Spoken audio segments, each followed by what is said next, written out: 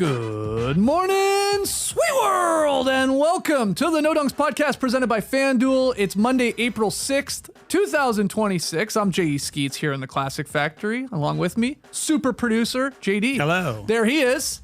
No Tass or Trey here for a majority of the week. Those boys and their families, they're on spring break.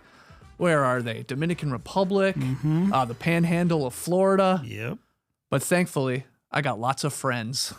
And one of them joins me today thanks to the power of technology. He's the host of the NBA Bit podcast and Celtics Daily, and a whole lot more, which I'm sure we'll get into with the daily fantasy sports angle. Mike Zakarian. What's up, Mike? Let's go. What's going on, Skeets? Thanks for having me on. I'm honored to lead off what is like friend flex week for you. I guess, right? So that's right. You get to showcase all of your friends. That's right. I got a lot of friends, man. I got you. I got Ben Gulliver joining us on tomorrow's show. He'll be back, and then Eshua Kid. The kid is in studio on Wednesday. So, and then I think Tass is back on Thursday. So yeah, I'm excited though to have you on. First time. I talk to you all the time, so it's weird that this is your first time on No Dunks. But before we get into winners and losers, because we're going to do a Monday staple here on No Dunks, I alluded to you do daily fantasy sports and you write about them and you play them. And you went live last night. I suddenly get like a YouTube alert that the NBA Bit, Zakarian's channel, is live because somebody, I guess is having a sweat for $100,000 in one of these daily fantasy sports games. Is that right? Yeah, so our guy from the NBA Bit community, I figured if I wasn't going to win this contest, we should have somebody else do it. Okay. So it was it's within Underdog, and basically it's a best ball format where you like draft a team at the beginning of the year, and then you just sit there and wait. Okay. And so last night, he was sitting in, I believe it was 9th place as the last game of the night started, which was Rockets and Warriors. Okay. And he had Reed Shepherd, Amin Thompson, and Kevin Durant going. So we fired up a live stream. We brought our guy Maddie on, and he won $100,000 and was cool as a cucumber. Like we kept trying to get him to react, and it was like, yeah, man, yeah, it's pretty awesome, huh? Pretty awesome. And I'm like, my shirt would be off. I'd be like flying all over the place. So huge shouts to him. It was really fun to see somebody who we had been doing a lot of those drafts like on stream over the summer. So to see him to participate in those, and then $100,000, it's crazy. That's unbelievable. So he had all these Rockets guys that he just needed to come through with fantasy sport lines, like good lines. Yeah, wow. Yeah, exactly. And it was funny because there were a couple of guys in front of him that would have like Kevin Durant, but they wouldn't have Reed Shepherd or Amin Thompson. So every single thing, and then into the fourth quarter, he had like a 3 or 4 point lead, but a turnover is a -1. And so we were just like sweating no turnovers the rest of the way after we got a lead. I don't think I'd be able to handle that. Yeah, if he played it really cool like that, I'd be freaking out. I couldn't believe it. I was more stressed out than he was, I think. Well, that's awesome. Congrats to what you said it was Maddie. Maddie, yeah, our guy Maddie Harrison. 100,000, just like that. Drafted a bunch of Rockets. What a move. Well, the Rockets, I think, are going to come up here when we get into NBA weekend winners. But let's jump into it because, Mike, we have a ton to talk about. And I know we'll get to the Lakers and Luka and Giannis versus the Bucks, part 10,000. That's in losers, though. We'll start with winners here. The floor is yours. You're my guest. What was your big weekend winner for the NBA? Yeah, maybe recency bias, but Cooper Flagg scoring, what was it? 90, was it 96? 96 points the entire weekend.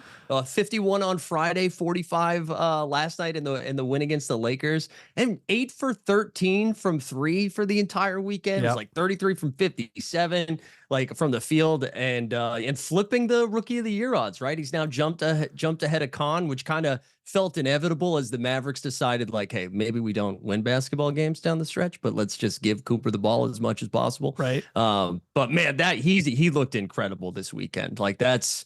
Again, I know it's both like up and down for Dallas right now, but God, just to fall into that and just see him absolutely cook these last couple of weeks, but especially this weekend, and to do it while like LeBron was also going off in the first half, and then you just kept seeing Cooper Flagg's numbers go up in the second half, and LeBron was like, I'm also 41, so maybe we'll chill out a little bit. Yeah, Flagg became the first teenager in NBA history to score 50-plus points in a game. That was the first game, like Mike said. That was in a loss, but unbelievable game. He's in the record books. He shot 63% in that game. And then, as if that wasn't enough, he follows it up with the 45-point near triple-double in the Mavericks win over the Lakers on Sunday. And what's your take on suddenly Flagg flipping Knipple in the Rookie of the Year odds as the betting favorite? Like, if you had a vote, are you now going Cooper because of what he's done over the last couple of weeks, and especially over the weekend, or is it more Knipple because of what he's done all season?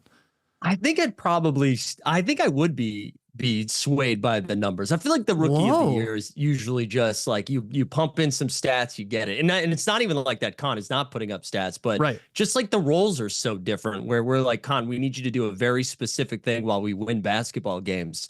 And the other side of it is Cooper, you can do whatever you want as we lose basketball games. And like, I wonder if the roles were reversed, what would the output look like from Con? But I think I am fine being swayed by it. I think the thing that I like the most is that we're treating the Rookie of the Year dialogue a lot different than the MVP dialogue, where I feel like we're not yelling at anybody if you move your vote around like we're doing in the MVP race right now.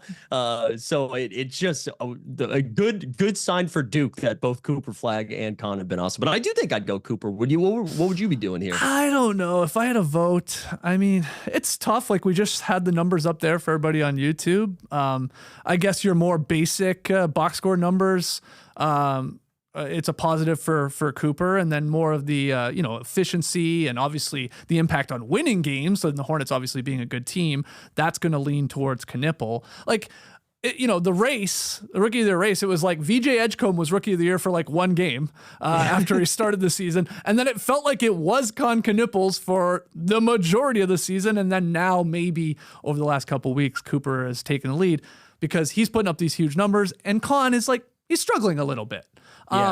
But I say all that to, like, I'm not holding that against him. Like, okay, he's hit a little tiny part of the rookie wall. He's been lights out. He's one of the best 3-point shooters in the league. Yeah. I think I go Con, but I feel with Rookie of the Year more than most awards, voters, fans, whatever, they want to project this award. Do you know what I mean? Yeah. They want to get it right for like 12 years from now and go, well, we gave it to Cooper. See, that was the right move because he's the better player. Because I don't think most people even now would be like, oh, Con's going to be a better player than Cooper Flagg in their NBA careers. I haven't heard a lot of that because that seems silly with Cooper's age. But there is that thing where people like, okay, Con's had a better season, but I want to be right 10 years from now. Do you know what I mean? I love that idea that voters are like, I want to make sure I don't look like an idiot in a decade. I don't care who gets this award. Just don't make me look dumb. I don't want to be the guy that was voting for Con, where Cooper Flagg is going to go down as like the 5th best player of all time. Decade from now or something like that. Right. That's funny. And the other part, you said how it's different than the MVP sort of battle. I think a part of that is these guys are rooks. So their stands have not built up the power and energy to go to bat for them yet. We've got Jokic and even Wemby a couple years in. SGA obviously polarizing. Then there was Luka.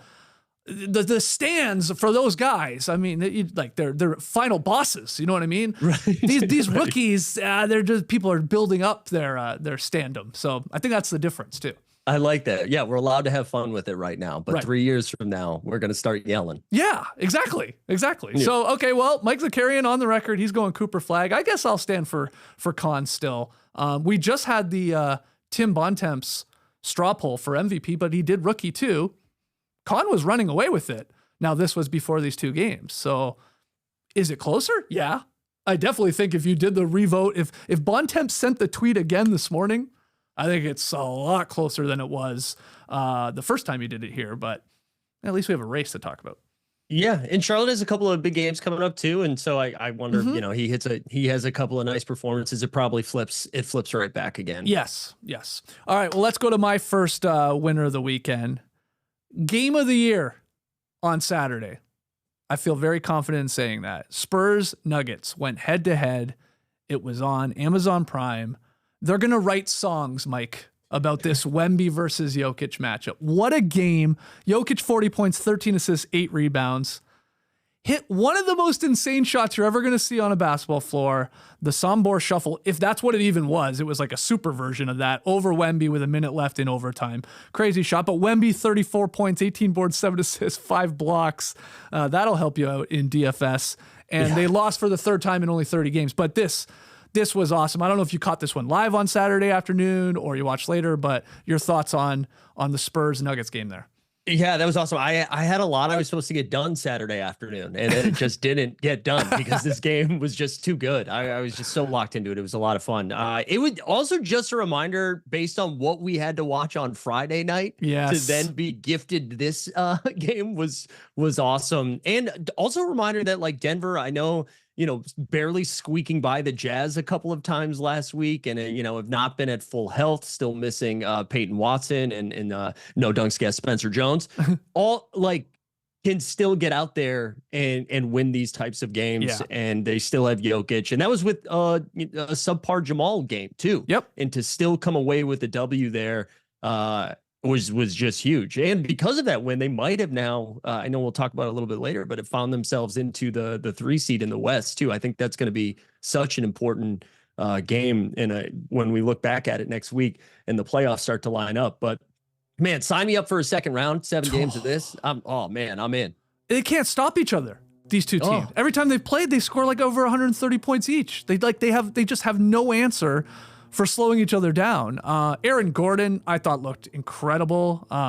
He tied it at the end of regulation. That was obviously off a Jokic pass. Wemby went over to double, cut right to the front of the rim. He found him, scored it. And then he forced Wembanyama into a very difficult shot at the end of regulation, sort of bodied him a little bit, and Wemby falling out of bounds, but Go-Go Gadget armed it, still got the shot off, and I thought it was going to bounce in just the way it hit the rim and then the backboard, but it spit out. But All NBA Podcast tweeted, per tracking data, Aaron Gordon matched up on Wemby on 44 half-court possessions, the second most possessions Wemby has been defended by a single defender in a game this season. Wemby only scored 12 points on those possessions where Aaron Gordon was defending him. So that's something there if they meet up in the second round, like you said, because that was the best AG had looked in a long time, obviously with all the injuries. And if I recall correctly, Adelman before the game, or maybe the day before, was like, yeah, we're going to be really monitoring Gordon's minutes moving forward. And then it was 41. I think he played 41 minutes in that game. But you're right. He looks good. And this is the first time we've seen Wemby play more than 30 minutes, I think, in quite some time too, or considerably more than 30, which is cool because we're going to see that in the postseason. I think they take the governor off, let him go. Right. Mm-hmm. But also, I mean, you could see that. Not only were we seeing him play 30 minutes for the first time, Wemby was feeling it, right? Yes. He definitely looked, and maybe, credit Gordon for being up in him the whole time, but he looked a little tired there as we came down the stretch. And I mean, Wemby looking tired is still an A++ player, but you could definitely see it a little, right? I would agree with that. I mean, he's obviously playing in altitude too, which if they match up, you're going to be playing in Denver and you'll have to get accustomed to that. But yeah, a lot of people pointing that out, like, okay, yeah. It's on one hand, we've said it on the show multiple times. Man, imagine when this guy's playing 40 minutes. Look at the numbers he'll put up. Yeah, but I guess the counter to that is, but he hasn't had to play or hasn't played in a lot of games where he goes 40 minutes. What's the conditioning like in the jump from 30 to 40, especially when it gets more physical in the playoffs? So something to watch, but holy crap, was it fun. The Spurs, I thought, really blew a chance in overtime too. I think it was Fox and Devin Vassell on a 2-on-1 fast break. Fox tried to throw an oop to Vassell and it missed, but then the ball went right back to Fox and he had a little sort of floater attempt that he missed. That would have tied the game at 133, so that was a big bucket, but what a game, man. I mean, I loved Van Gundy on the call. He just kept saying, this is awesome. This is phenomenal basketball.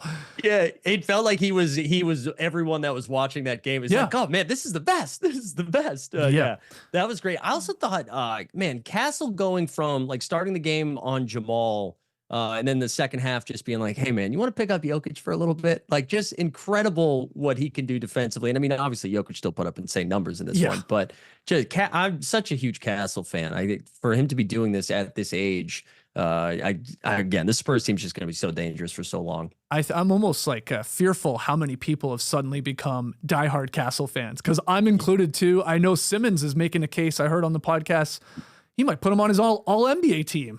I was like, whoa, okay, hold on. I mean, there's a lot of guys obviously going to miss it because of the 65 game threshold, but I was like, holy crap, I thought I loved this guy. Bill Simmons really likes him, but he just he plays so goddamn hard. He's got an attitude in the best possible way. You said Jamal Murray, bad game. I agree with that, but then classic Jamal, right? Makes all the big plays down the stretch with Jokic. I mean, the 1-2 option that they run, even just him setting the tone, diving out of bounds in overtime. Yeah. I thought was huge. Like that was a defensive rebound that he just like dove into, saved it. They come down, run the Jokic 1-2. Jokic scores, and you could see Jokic on the way back, like sort of checked in on Murray, like, or whatever he said, like, that was all you, man. Like, what a save. Yeah. So, you know, he hit the shots when it mattered or made the plays when it matters. I hope we get this. Like, we kept talking about Thunder Spurs. Yes, that would be fun, but this as well. And this would be a second round in theory. Yeah, sign me up. Sign me. The second round of the playoffs. I mean, listen, I'm excited for the first round of the playoffs too, but the second round of the playoffs on like both conferences are shaping up. It's gonna be awesome. I'm very excited. My only other note from this, showed some love to Stan Van being pumped. I thought Michael Grady was awesome on the call. I know he calls, it feels like every basketball game now across like 3 different platforms, but just shouts to Grady. I thought he just called a great game. Yeah, like was meeting the moment, was bringing the energy for the call, and it delivered. So what a game. Go ahead. No, I was just gonna say the Prime experience, just in general, I feel like they've crushed. I've really enjoyed watching games over there. Honestly, just all of the national broadcasts have been really good this year. But Prime's doing a really good job. I'm enjoying it. Did you see the clip of Aaron Gordon with Taylor Rooks? I guess it was pregame, right? Was that pregame? Yeah. I think it was pregame, yeah. Where he sort of, she said, what did she say? She said, like, have a good game. And he said, you too, Taylor. He wasn't far removed from saying, I love you too, Taylor. Hey, look, he's everybody feels that way, I think. I'm with you. Prime the whole thing with Dirk and Haslam and Blake and Taylor running the show. It's really good product right now. All right, let's keep it going. Another round. Who you got for a winner? Give me the Pistons, man. Pistons are a 1 seed here, and I feel like all of the dialogue too has been how like they were talking about the Cavs a lot lately, and that's setting up nice because they'll get the Pistons in the second round. They get to avoid Boston. Detroit has done nothing but just win this entire year, and it doesn't matter who's on the floor. Mm-hmm. Like when Cade goes down, everybody's kind of looking at the schedule like, Celtics, maybe even the Knicks could snag that 1 seed, and they've just been like 13-4, I think, without Cade this season. Mm-hmm.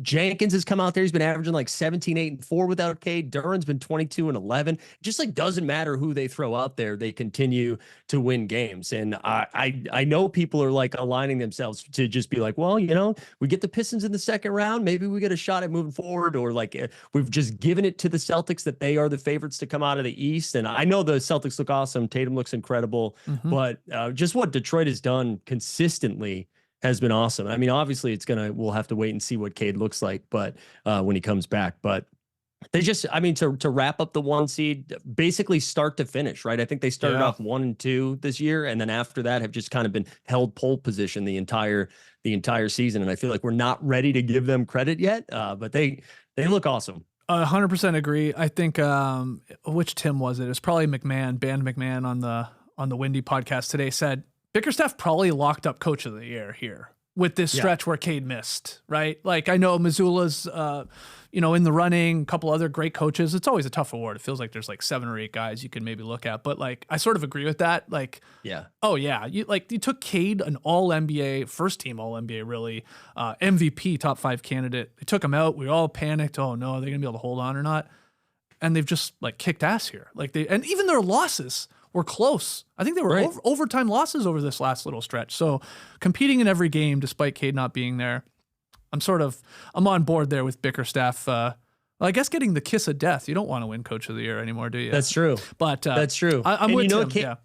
It can't go to Missoula because he'll just be so pissed off. He'd break it. Yeah, he'd smash it. Yeah, he'd be so upset. But yeah, I was looking at this in the stretch because I was, the Hawks have gone on this run. But then if you like look at the schedule, it's like, well, they did play the Nets like 9 times, it feels like, in this run.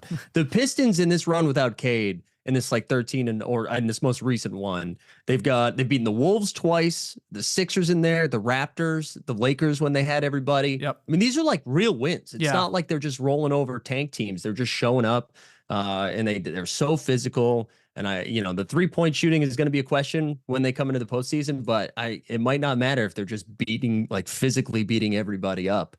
the whole way through. But yeah, they've been fun. And I'm with you. Yeah, give Bickerstaff needs to get coach of the year. Like I know the other stories are great too. You're right. There's tons of candidates, but it's got to go to JB. Yeah, I think so. And it sounded like you believe the Pistons, with Cade or without, like they're winning a first round series. I don't want to put words in your mouth, but like no matter who is the 8th seed, you have confidence the Pistons are beating them. Is that right?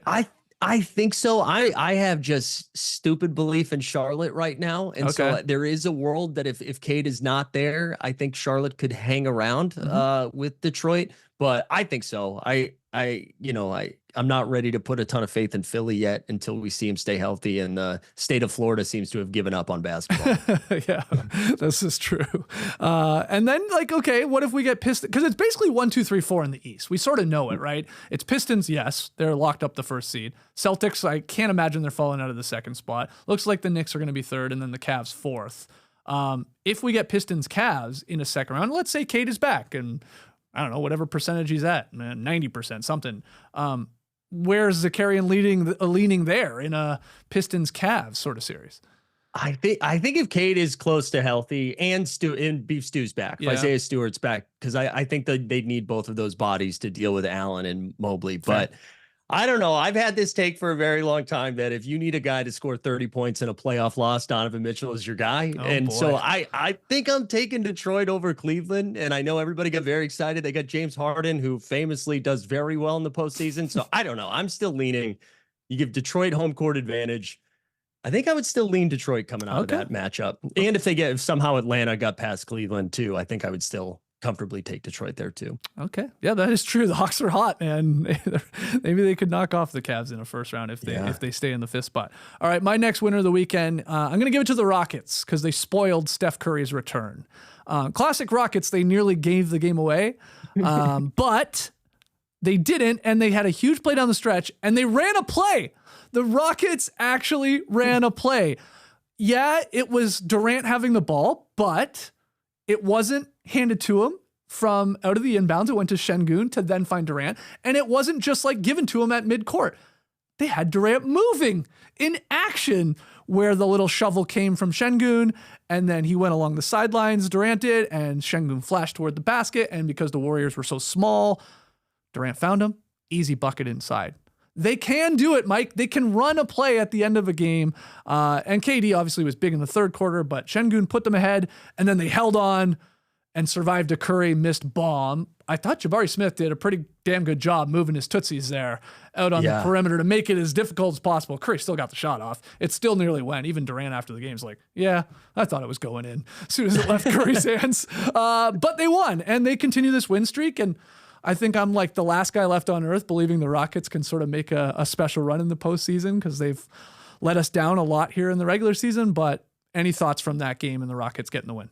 Well, there's something beautiful about setting the bar to a place where we're like, they ran a play. Yes. Let's go.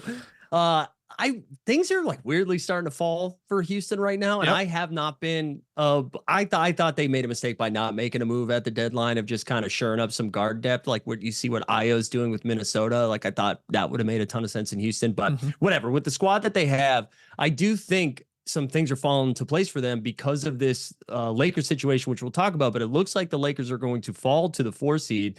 And then all of a sudden, Houston, who everyone's like, oh, they're one and done for sure, might match up against the Lakers in the first round with a Luka-less Lakers, a Reaves-less Lakers. And then all of a sudden, Houston's looking at a second round matchup against most likely OKC or whatever. But yeah, I don't know. When they look right, you know, they can defend very well. They can crash the glass. You've got KD who can make the crazy shots out there. Reed Shepherd's shown some flashes when he's not getting picked on the defensive end. So when they look right, it's great. But then they like struggle to get past the Grizzlies, and you're like, what the hell is this team? And I think it honestly comes back to what you were saying, where it's like, can we just run some plays in the last 4 minutes of the game? Can we design a play and run it? Yeah, they're going to be a weird team to try and like make a prediction when we get to the postseason on. Like you'll be able to I know they'll be helped out if they play the Lakers, who are missing guys. I mean, that I think a lot of people would probably take Houston, even despite maybe not being convinced all season long in them. But you know, any other matchup, it's like you could tell me the Rockets get swept, and I'd be like, yeah, I could see that. Maybe competitive games, but swept, and then you know, obviously maybe you could pull off an upset or beat some of these teams because they are good. They're top 10 on both sides of the ball. You do have Durant. Şengün is still great. Reaves obviously found more of a role here. You got Amin Thompson wreaking havoc on both ends. Like, it's a good team. Udoka's been there in postseason runs with the Celtics and stuff. So they're just weird. It's just like, what are you getting from night to night? But at least they're timing this well here to end the season, the win streak. Obviously some luck going their way with injuries to other teams and then maybe moving up. But you are right that it feels like it's going to be Denver 3, 4-5 Lakers Rockets. I don't know who will have home court there. And I think the Wolves are basically guaranteed to be the 6th seed at this point after losing a few games. Yeah, I think that's right. I think you mentioned Şengün too. He does feel like almost the poster child for the Rockets, where like you catch Şengün on the right night and he's putting up like 28, 16 and 9 or something. And you're like, can anybody stop this guy? Right. And then you catch him on another night and he's just MIA. Yeah, 3 for 18. And exactly. Right. Exactly. So it is hard to, like, I think you put it well, like the range of outcomes on this Rockets team. Like if you told me they took Denver to 7 games in the first round and like squeezed by, I'm like, yeah, of course. And if you told me they got swept by the Luka-less Lakers, I'm like, yeah, sure. Yeah. Anything's on the table here for this Rockets team. All right. One more round of winners. Who you got?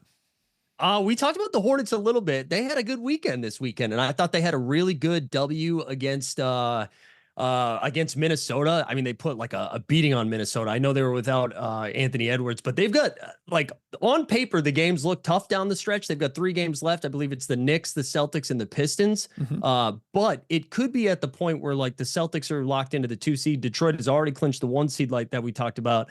And then the Knicks have a big game tonight against the Hawks. Yep. And so the playoff seeding could be kind of squared away. And I believe the way this works, and I feel like Charlie Day meme from It's Always Sunny trying to figure out what the seedings would look like. But I think if they win out, Philly will need to be, because Philly's got 2 easy-ish games, but then they have Spurs and Houston. They would have to win one of those 2 games against San Antonio and Houston. But it's just, what a story. Like, even if they don't get to the 6th seed, I just can't believe we are in the last week of the regular season and we're saying the Charlotte Hornets might be out of the play-in, not because they're in the lottery, but because they're already locked in a first-round matchup. And I bet, like, if you would ask the teams that are in the top 4 right now, no one's excited to get Charlotte. I think they'd probably take the recent form of the Raptors, anybody in Florida. And Philly does look dangerous, but you just don't know how healthy they're going to be. But yeah, the Charlotte story has just been a lot of fun. And they're just a fun team to watch. Yeah, LaMelo Ball had a massive game. Again, that was that Wolves game, right? He scored 35. Yep. He was great. I saw something like LaMelo Ball for the first time in his career is finally a positive in the plus minus. For his like entire career, which made me laugh. He's gotten there here. This tweet from Tim Reynolds blew my mind this morning about this East mess. Atlanta is number 5 in the East. Miami is number 10. It's very unlikely, but they could switch spots by Sunday. So there are possible, and he said, we did not say probable paths for Atlanta, Philadelphia, Toronto, Charlotte, Orlando, and Miami to all finish 5th, 6th, 7th, 8th, 9th, or 10th.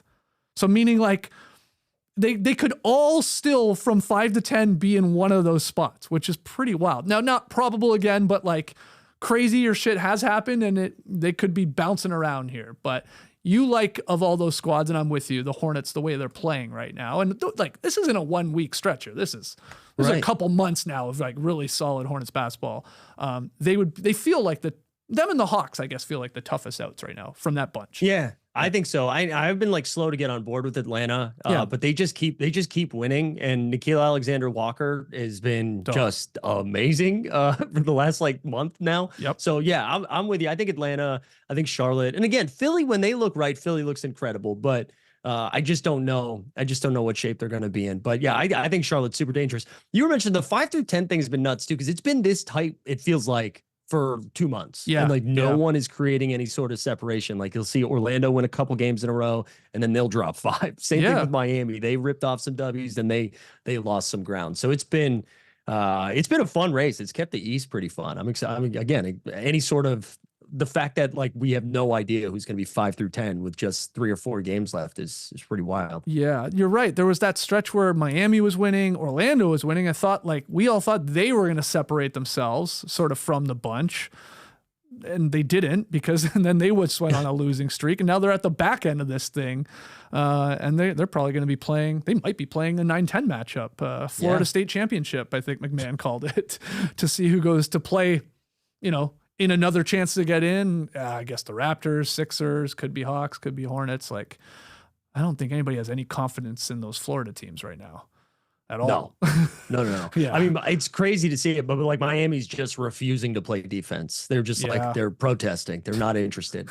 So I don't know. I don't have any faith in either of those teams. And I don't like watching them either. They've been like tough hangs. I was trying to catch some of the end of the Magic Pelicans game last night. I'm like, I don't want to do this. This is not, I don't want to spend my time like this. Jamal Mosley, it's just a matter of time before he is fired. I just wonder how quickly that's going to come after the season's over for them. Like, is it like next day type thing, or do they let it go for a little bit? We'll see. Yeah, halftime of the 9-10 game. Yeah, maybe. All right, so Hornets was your final winner. I got a few winners here to sprinkle in before we take a break. 2026 Basketball Hall of Fame class was announced over the weekend. We've talked about it like a million times by now, but Mike D'Antoni was also inducted. Felt like that went like, I don't know, under the radar a little bit. There was like Amari, when in the NBA side of it, it was Amari, Doc Rivers, who else am I forgetting? And then, Mike D'Antoni, another coach. Am I forgetting another player? No. WNBA people were obviously Parker, Deladon. So D'Antoni and his mustache is in. I'll expose myself right now just to help you make your point. Also, I should have phrased that differently. I won't expose myself right now. Wow.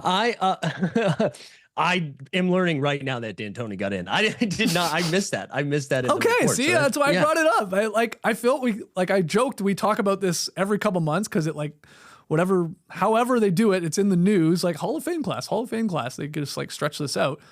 Yeah, there was no talk of D'Antoni, but there he is. He's in. So, good for him. Congrats, Mike. Jaime Jaquez Jr., winner of the weekend. He scored a season-high 32 points for Miami in Saturday's win over the Wizards. Heat love playing the Wizards. First it was Bam, then it was Jaquez, and Khalil Ware had a monster game. Before, Jaquez Jr. apparently dashed to the airport to catch a commercial flight, that little detail made me laugh, to Phoenix, where he watched his sister, who plays for UCLA, defeat South Carolina for the women's national title. So Jaime Jaquez Jr., what a weekend. That's the definition of a winner of the weekend. He played well, season high, in a win, gets on the plane, goes and watches his alma mater and his sister win the Natty. That's awesome. I love that. What a weird run too. Like last year, I feel like, because he had a really solid rookie year, but kind of disappeared a little bit last year. It was like barely even getting run. And he's been arguably like one of their most important players this season. Like he drives that entire second unit. He's been, and I think if Miami was playing a little bit better, he'd probably be front running that 6th man of the year conversation. But the Keldon Johnson campaign has been strong. It's an interesting point. He does come off the bench. I think he had one token start this season, but he has played well. It's gone under the radar just because maybe they're just sort of average. And there's a lot of other storylines and guys that have improved, like Nickeil Alexander-Walker, MIP. And I remember Jaquez Jr. was he was getting a push for that early on at one point, but he's been good. Yeah. Great weekend. And then finally, Donovan Mitchell dropped 2 defenders on one play, which is rare. They looked like bowling pins falling over. Now, they forget who it was, but they stepped on the other teammate's foot, which took them both down. But the seas parted, and then Mitchell, you got to finish the highlight, and he hit the bucket. So as much as you hate Donovan Mitchell, Mike, it was a great highlight. Oh, look, I'm just saying. I got to make it clear. Do not hate Donovan Mitchell. I think Donovan Mitchell's awesome. I feel like that happens a lot. The 30 points in a playoff. Yeah, loss. man, look. And maybe not his fault, No. But my final winner, it's going to go to Tyrese Maxey because he played in his 65th game on Friday night, which could have significant financial implications. So in the scenario that Maxey is named to an All-NBA team this year, and I don't know why he wouldn't be, because who's left? I mean, Cade gone, Anthony Edwards gone, Luka, I don't know. We're going to arbitration for that one. But a lot of guys are going to be ineligible, and Maxey's been great too. I mean, the guy's 5th in the league in points per game. He's 4th or 5th in total clutch points. When he plays, he's been awesome. So he'll make an All-NBA team. I'm pretty confident in that. But he will then become eligible to sign a 4-year, $300 million super max extension in the 27 offseason. So the first year of that extension would be in 29-30. And I know what you're thinking. Didn't this guy just sign a 5-year, $200 million plus extension with Philly? Yeah, he sort of did. It was July 2024 after he was named most improved player. But Bobby Marks notes that a player with 7 or 8 years of NBA service is supermax eligible if they are named All-NBA in the immediately preceding season or in 2 of the immediately preceding 3 seasons. So Maxey, would you have him on an All-NBA team, Mike? Yeah, he's been awesome. He's been their best player. He's been their most consistent player. And I think if we create like the clutch player of the year award, we should be able to do just like a most fun player of the year. He's the best, man. I love watching him play. It feels like he's the fastest person in the league. Seems like he's having a good time. That dunk on Bridges, and then when in that Hornets game, and then when Bridges wouldn't like acknowledge him or something, and he just started pointing at him and laughing, I was like, let's go. This is the best. That's right. I love him. And since like sort of coming back too, even Nurse is like, I don't know, maybe they like demanded he do it. His minutes are actually reasonable right now for Max. He still leads the league in minutes per game, but he's not in those 40 plus minutes over those last little stretch. He's playing some like 35-minute games, 33-minute games. So Maxey here, he's just like, this sort of surprised me. This Bobby Marks is like, holy crap, 4 years, $300 million for Tyrese Maxey. That's an extension he'll be eligible to sign moving forward. That's a lot of money. So good for him. Good for him. Yeah, and this will be his first All-NBA team. That sort of surprised me. He's made a couple All-Star teams, but hasn't made the All-NBA team. Should make it this year. Okay, those are our winners. Let's take a quick break. When we come back, we'll talk Luka, Giannis, and other losers of the weekend. I am told that new FanDuel customers can still get up to $300 back in bonus bets every day for 10 days if your bet loses. I mean, this must be the last day for this promo, but here's how it works. Place a tournament bet using the token. If it doesn't win, you'll get up to $300 back in bonus bets every single day, 10 straight days.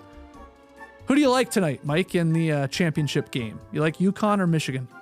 I think if you win by, what was it, $1 million in the Final Four game, I think I'm just going to keep riding with that team. Michigan, I'm going to go the Michigan side. Yeah, go blue, go blue. I think you're right. That was our pick in our no dunks bracket. By the way, we sit second. Wow. We sit second overall, but I don't think we can win. There's somebody else that has Michigan. They're just ahead of us, but best showing we've ever had for a bunch of guys that know nothing about college basketball. But that was 10 chances to play all tourney long, from game props and money lines to spreads, totals, futures, and more. You can even mix things up with same game parlays for a shot at a bigger payout. FanDuel makes it easy to stay in the action day after day. So visit the FanDuel Sportsbook app today. FanDuel, it's time to dance. Or it was time to dance. Or we were dancing, or we're going to have one more dance tonight. One last dance. That's it. That's it, Mike. That's why you're here. That's why you're an expert. One last dance, FanDuel, baby.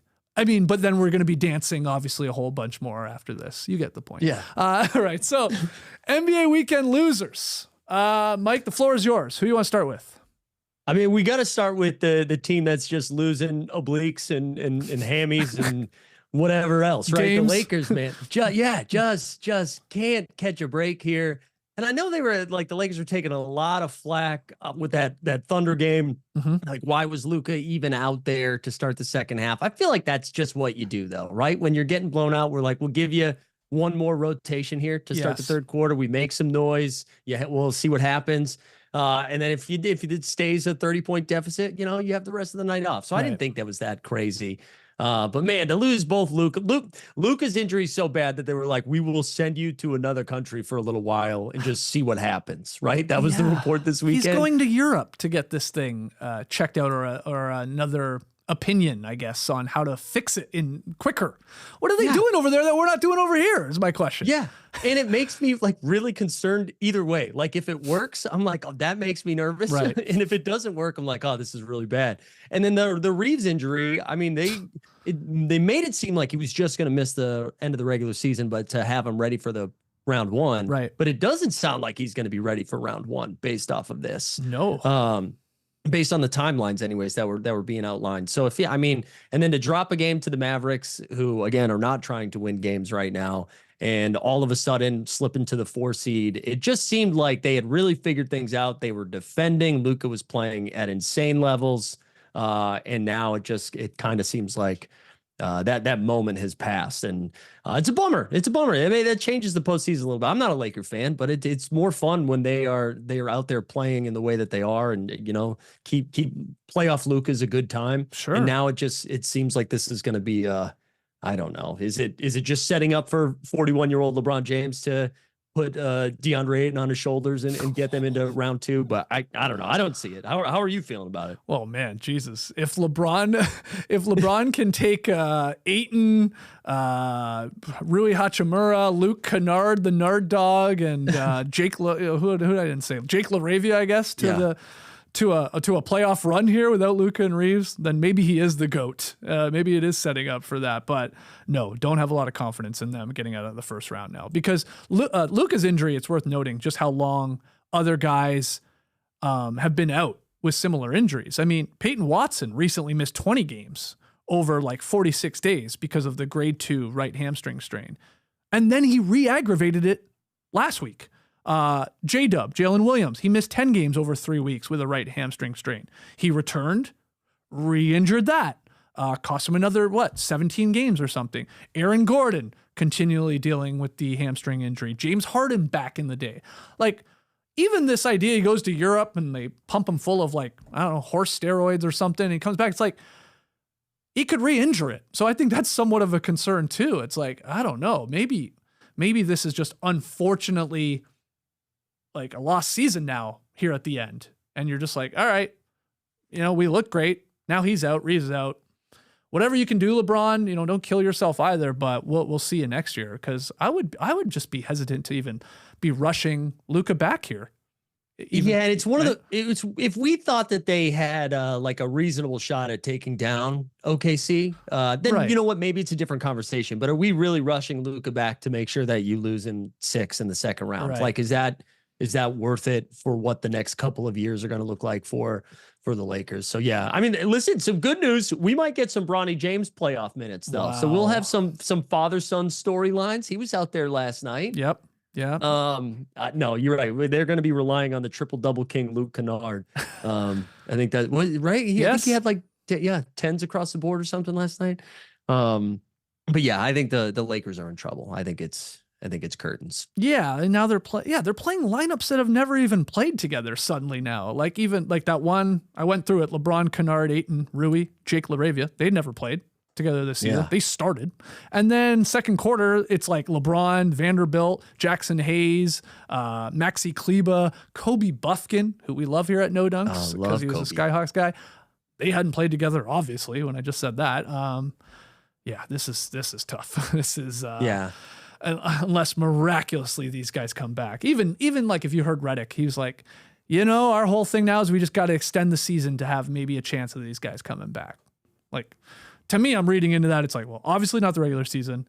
And like, maybe we got to like pull off an upset or two in the postseason to maybe then have them return. Maybe. This would be a fun take by JJ Redick of being like, actually 82 regular season games, not enough. Wow. Like extend it. Forget bringing it back to 72. We need 92. We need 92 games. Yeah. More money for the owners. Yeah. More money for the arenas. That's great.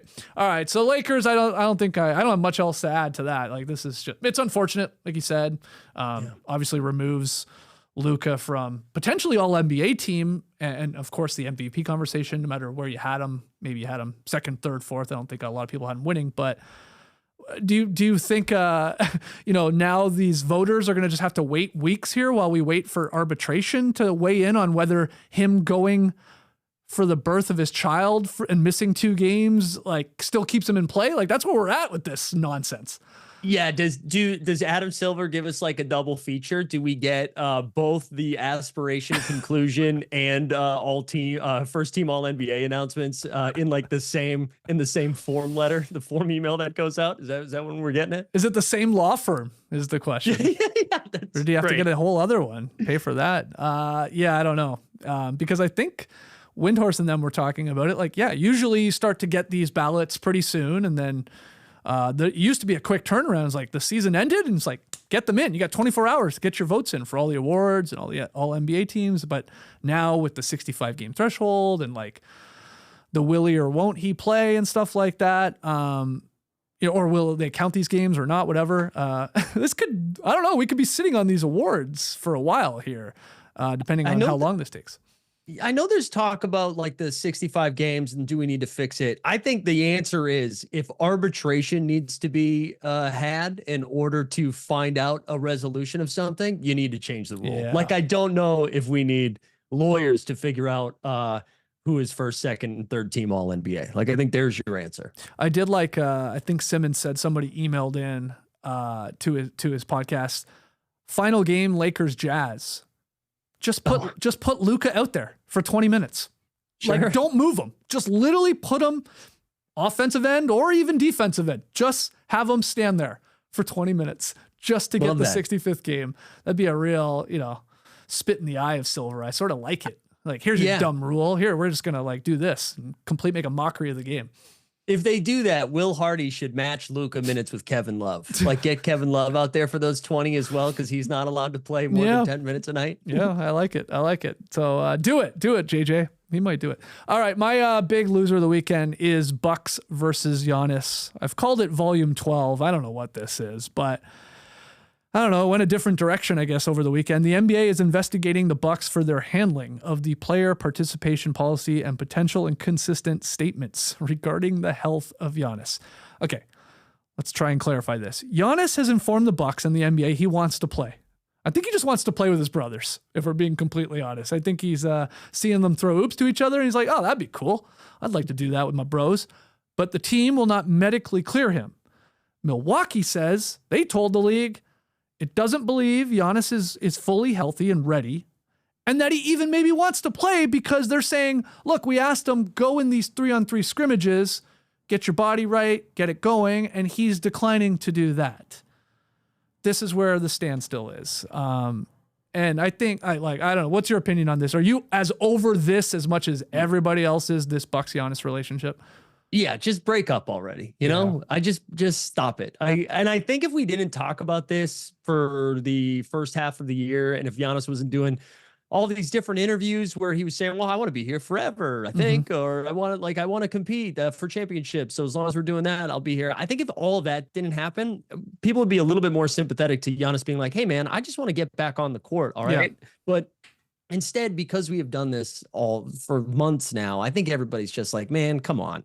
And also, like, Giannis, if you want to stay in Milwaukee and you want to compete for championships, the best thing for you to do right now is to not play basketball, right? Like, go get a better asset in the draft and then either trade that or use it, whatever, to help build your team. But I mean, it's just so clear now that it's over. And now we're just using third parties to share information to be like, well, actually, he wouldn't show up to 3-on-3. So maybe he's not healthy. What are we doing? It does feel like Giannis is trying to act maybe like the good guy in all of this still, and it's not going maybe as he thought or planned. Like, he's trying to say this is all the Bucks' fault. It just feels disingenuous though, because everybody knows, or I don't know, it feels like he does sort of want to be traded without saying trade me, and the Bucks are trying to be smart by not playing him here, either for lottery reasons or just for the very fact of like, yeah, we're going to trade you, man, but like, we don't want you injured because you've had 2 calf strains, an adductor strain, a hyperextended knee. Like, we're just trying to keep you healthy here to then move you. And you could quiet all of this noise if you just said, I'm signing the extension, but he hasn't done that. And look, he doesn't have to. It's just, people are over this. I'm with you. It's just, we were just saying that we don't think Luka should rush back if it's going to cause, more harm. And that's for the playoffs. So now we're saying if there is concern that Giannis still is dealing with some stuff, why are we rushing him back to lose by 25 in a meaningless regular season game here at the end? Like, it just, and I know yes, that is cool that you get to play basketball with your brothers. I don't know if that means we need to rush you back. Like, I don't know. I think you used the right word, disingenuous. It does. Yeah. It feels like orchestrated, feels manipulative on both sides too. I don't think like the Bucks ownership is clean in any of this. It's just, man, just go away. Just go get to another team now. Yeah, and the whole thing isn't helped out by the fact that Giannis, when a microphone gets put in front of them, he just goes nuts and says like a lot. And where it feels like the Bucks and Horst in the front office, like crickets from them. So it's like, it's all Giannis saying, I don't know, I want to play. They won't let me play. I don't know. Yeah, maybe they should be investigated. He's calling for another investigation. These lawyers are laughing that are working for the NBA. But then we hear nothing from the Bucks, and they're just like, they just must be like, please just end this season already. So. Yeah, and I'm trying to think if there's another player, and this isn't extreme. There's definitely examples of this when they actually did something terrible, but like a player that has lost as much goodwill in the season. Yeah. Where it's almost like, I think of almost like a Kevin Hart, where Kevin Hart first came on the scene, and everyone's like, oh my God, this dude's amazing. Let's get this guy everywhere. And then he's in 4,000 commercials in like during one game. And we're like, I'd be okay if I never saw this man again. Yeah. And that kind of feels like what's happening. It's like, we've got just too much, dude. It's like we're drinking water through a fire hose. This is not fun. I don't like this. Just please go away for a little while. Yeah. The other part too, I saw Ziller write about this morning. The worst part about this ongoing Giannis trade saga is the lack of a catchy name for it. Carmelo Anthony had the melodrama. Dwight Howard gave us the Dwightmare. The options are meager this time around. Though I like this one that Ziller proposed, the Giannis. Oh, good. Yeah. I was like, that's pretty good. That's good. I mean, it's like not as catchy as those other ones, but it really encapsulates how we all feel about it. We're all just yawning at this point. Yeah. Intent, I don't know what to do. Yes. It's terrible. I mean, it's a mouthful, but I see what you're doing. Yeah. Okay. We're trying, Ziller. All right. One more round of losers. Where do you want to go? The Philly one over the weekend was kind of funny. For those that are being introduced to me for the first time, I hate April Fool's Day. I think it's terrible. It's just lying. It's not jokes. You're just lying. So the injury report comes out for the Philly game, that was on April 1st. And Embiid is out. Yeah. And it was like, I think a back-to-back, and it kind of made sense that he wasn't going to play. And then he tweets out like, oh, this must be April Fool's or whatever. And then I thought he was just joking a little bit, but then he's talked to, I don't know if it was after the game or after practice or something, and addresses it a little bit about how he was held out. And he was like, yeah, I wasn't feeling well, but I also wasn't feeling well in the other game that I played. And I was feeling better that day. And these are important games and I want to be out there. But I guess in name drops Morey, being like that Daryl Morey is the one making these decisions of if I can play or they won't allow me to play. So I just, with the vibe starting to get back in Philly, somehow Daryl Morey seems to be the only guy collecting L's over there, whether it's from the McCain trade or now the best player on the team, or maybe second best, shout out Tyrese Maxey, but the leader of the team anyways, just being like, what are you doing? While they're in the midst of this playoff push, also trying to get out of the play-in. I don't know. I thought I was surprised to hear him name dropped. I don't know. What did you think of that? Well, look, yeah. When you proposed this as a loser, I was like, hold on, what did he do or what was said or what did Morey do? And so I did the deep dive obviously yesterday and like trying to catch up with this story and maybe like what's going on and, you know, reading the tea leaves. I saw Spike Eskin, who obviously follows the Sixers closely with his podcast, The Rights to Ricky Sanchez, like, he thinks it's just one of these things like almost the Sixers are tired of the Embiid, like will he or won't he? And like it's got the team and the organization burned a couple times with like having to announce when guys are playing, how much they're going to play, that type of thing, where it's actually cost them money. So they were like, oh, he's sick. Okay, then just rule him out. You know what I mean? Like to cover their asses in a way. But then Embiid flips it around like, well, you know, I wasn't feeling good. I had tummy problems. I had the poops, but I'm okay to go. Like, it's just like, it's such a mess. It's so silly, but I understand if that is what happened. And this was like Spike's breakdown and you can go check it out on Twitter. He went into great detail and I won't like try and regurgitate it here, but like, I thought it made sense what he was saying. But like Giannis and the Bucks and maybe here Sixers with Embiid, it's like, where is the communication at all between the player and these teams sometimes? Like, that's what's weird. Right. And I just think, and I mean, I guess I could have included Embiid as the loser too, because I think like to not understand, and again, I'm from the outside, so what do I know? But like to not understand the moment that you're in, where you're like, man, Paul George is back. He looks incredible. Maxey's healthy again. You, Joel Embiid are healthy again. Yeah. We're winning some games. We're in a playoff push. we don't need to do this, man. No. Like this is not helpful. I also thought there was one thing that I caught in the second viewing of the clip of Embiid talking about it, where he does slip in that he did not sleep well the night before and missed morning shoot around. Yeah. And I was like, yeah, okay. This kind of makes sense that they ruled you out then, man. And I think it was a game that was against the Wizards, and they're probably like, a Dembona can take care of the Wizards down low. We'll be fine. But yeah, it's just like, God, read the room here, guys. Things are looking up. Yes. Like, know that when you say you're pissed off, that's going to be a headline, man. Like, Right. you're like, when you just say that you're pissed off and you were like left out of the decision whether you're going to play or not, like, it's going to be a story, and you're going to like draw a lot of attention to your team. Like you said, that is like trying to get into the playoffs, trying to obviously get in the play-in standings or whatever. And you're playing okay, and guys come back. It's like, yeah, read the room. Good way to put it. But again, I guess at its core, it's like, what are you guys doing? Talk to each other here. Is there so little like respect or faith in each other? Maybe that is the case. Weird, just ultimately weird.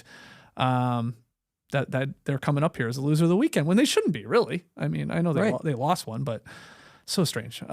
Final one for me.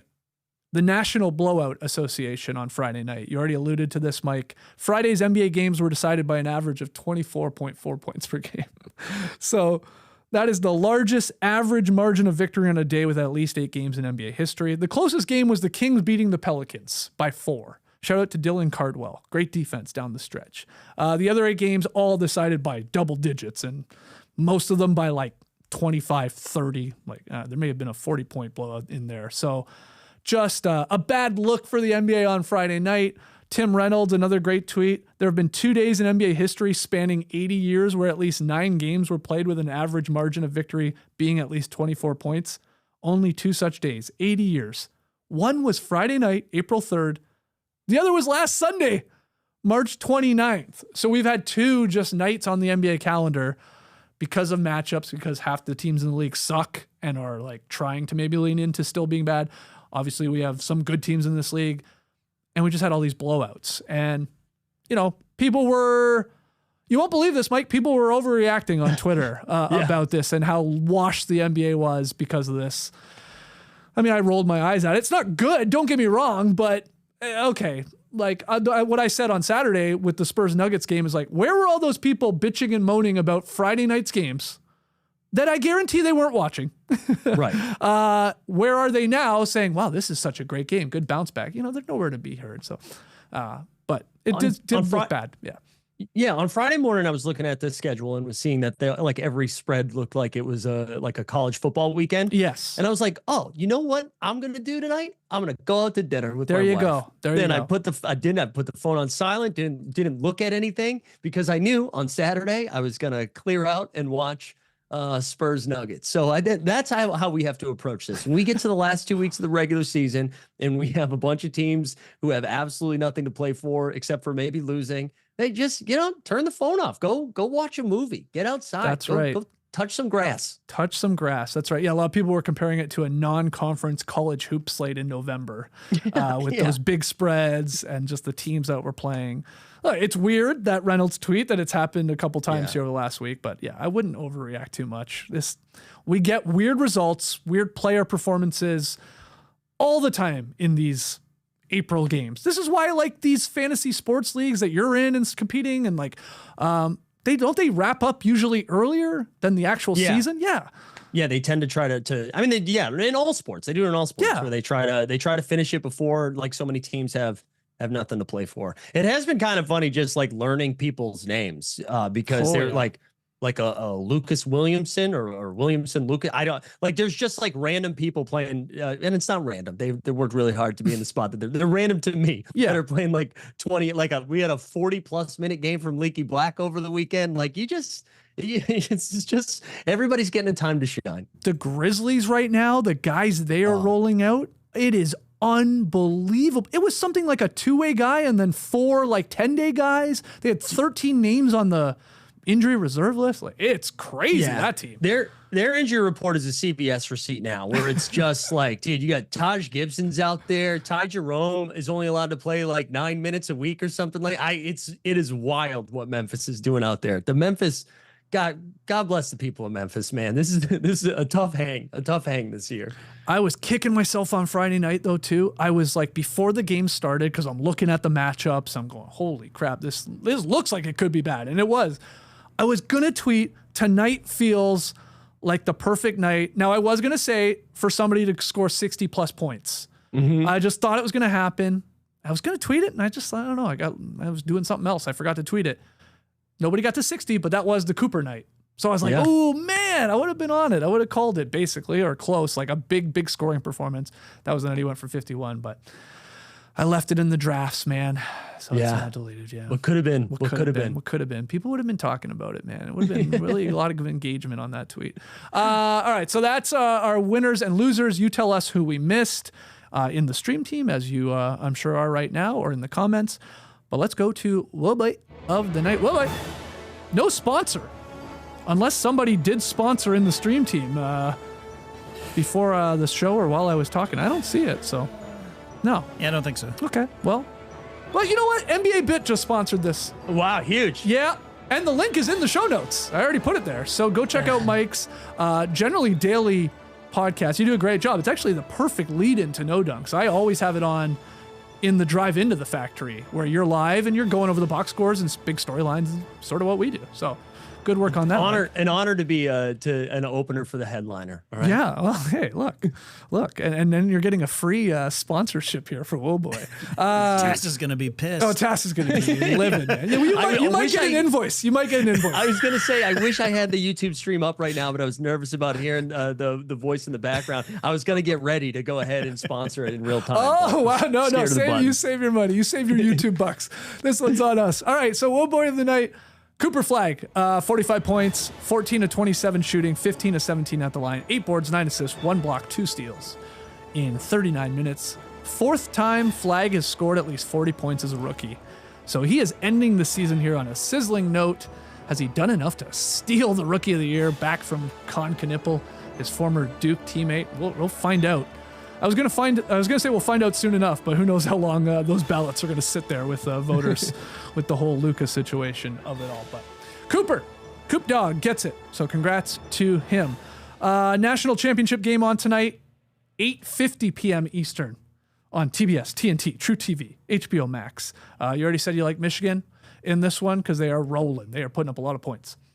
I think so. I think I'm at the point too where I just can't support Dan Hurley. I think there's just too many antics for the coach that I'm like, it's too much about you right now, man. So I think I'm just out. I think I'm going Michigan. We saw the Fab Five get back together. Yeah. Give me the Wolverines. So the Fab Five were doing a broadcast, I saw. They were an alt cast, I guess, as you would call it. Yeah. Yeah. Do you know what's so funny you say that? I was watching the last bit, I believe, of Magic Pelicans last night, and it was brought up. And the main broadcaster for the Pelicans made sure to be like, yes, I believe it was an alt cast. Was not giving him the credit for like it being a full broadcast, like made sure to correct, which I loved. It was great. But I saw I think it was Lefko, Adam Lefko, our guy with the Fab Five. Because I think they did obviously the game in the middle of the screen, taking up a lot of the screen, and then 3 guys down the left, 3 guys down the right, because the Fab Five and then Lefko. So 3 on each side. Yeah. I love that. Yeah. Just glad they're back together. Yeah, I was happy to see them. So hopefully this game is entertaining. I mean, that's really what we're hopeful for as a casual college fan. That's all I want. But UConn could win a 3rd title in 4 seasons here if they do it again. And Michigan seeking their first title since 1989, and the Big Ten's first since 2000. Wow! So always a fascinating thing to me as a Canadian. People caring about the conferences. I just don't care. Wow. It used to be a big, when I was growing up, like a big East fan. Like that was a big deal. So weird to me. Yeah. It was just like region, baby. It's regional. You know? Yeah. But now it doesn't matter because they're all playing and they're all over the place now. Yeah. It's garbage now. Once I followed Boston College because that was like the only team in the Northeast or in Massachusetts that would pretend to be good at sports. Right. And they switched from the Big East to the AAC. Oh my God. ACC. Yeah. Yeah. And I was like, once they did that, I was like, come on. Yeah. What are we doing? I want to fight New Hampshire. That again, I don't want to deal with down south. But imagine we did this in the NBA. Like, I'm obviously a Raptors fan. Yeah. They're going to lose. I've been saying it all season long. They're probably just now going to lose in the play-in because they're back there. But as soon as they're out of the playoff running, I'm like, hey, let's go Atlantic Division, baby. Come on, Celtics. Come on, Knicks. You got a rep for the division. That's my squads. It's like, what? No, the opposite. I'm going to cheer against them. I don't, it's so funny to me. Yeah, that is true. I guess I've never thought about it because, like, if the Knicks got eliminated and let's say the Nets are on a playoff run, it's not like the Knicks fans are like, well, we're going to rep our city, baby. No, it's so strange. College sports are they're really strange, especially as a foreign Canadian when I came down here. But, well, hopefully we get a good game. Anything else you want to plug, Mike, before we let you go? Really appreciate you joining me and sticking to the Monday schedule. I put you in a tough spot. It wasn't just questions and answers. It was winners, losers. No, this is great. This is great. It was, listen, I've told you this in person before, but I've been just a huge fan of you guys for a very long time now. So for the opportunity to come hang out and do this has been a lot of fun. So I appreciate you asking. And yeah, I was sweating it out a little bit with this being winners and losers. Like like yesterday, I had a little flop sweat while I was trying to be like, all right, well, what are we going to do? Yeah. Hey, I saw you in the document though, adding stuff. I was like, mostly just staring at it for a while. There's a lot of looking for a while. But no, this has been great. And yeah, if you enjoyed any of this, do the NBA bit Monday through Friday at 9 a.m. 9 a.m. live on YouTube. 9 a.m. live on YouTube, and it's a lot of this. It's a lot of yelling. Well, you have the drops though too. Which, we do have some drops. If you want to. What's your favorite drop? Report. Door Report is probably always my favorite one. Yeah, the Door Report. The Door Report is a banger. And then PJ Washington. Like I'll have PJ Washington. That's and that was the too. first one we did too. So I'll have a soft spot for that for a long time. Well, check out those bits on NBA Bit. That link is in the show notes. Do me a solid. Do it for Mike. Hit the like button, subscribe to No Dunks, then go do that for NBA Bit. I'll be back tomorrow with Ben Gulliver, who is a Michigan fan.